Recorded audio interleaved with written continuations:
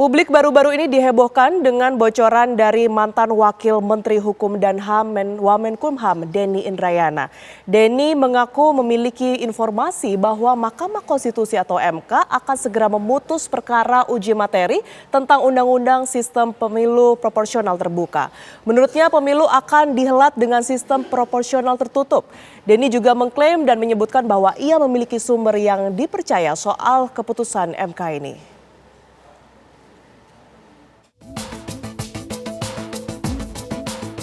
Indonesia akan segera menghelat pesta demokrasi terbesar dalam hitungan kurang dari 1 tahun.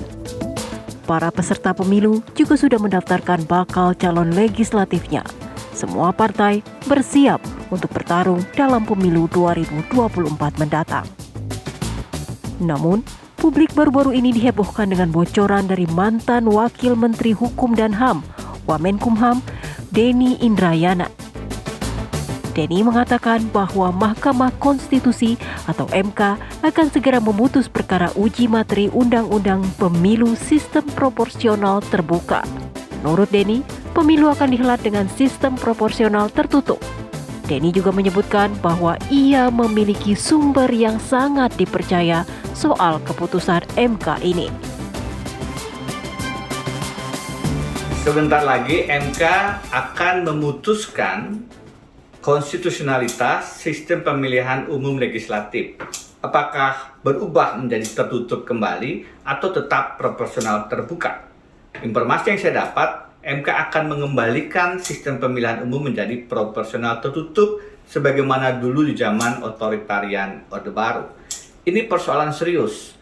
Pertama, MK harusnya tidak masuk ke dalam sistem pemilu, karena itu harusnya adalah kewenangan dari Presiden, DPR, dan DPD. Hal ini tentu menjadi tanda tanya besar jika ini memang seperti yang dikatakan oleh mantan Wamenkumham itu. Maka pemilu akan digelar dengan sistem proporsional tertutup, di mana para pemilih hanya memilih tanda gambar partai politik saja. Artinya, kembali ke sistem pemilu Orde Baru yang tentunya cara ini memiliki kekurangan.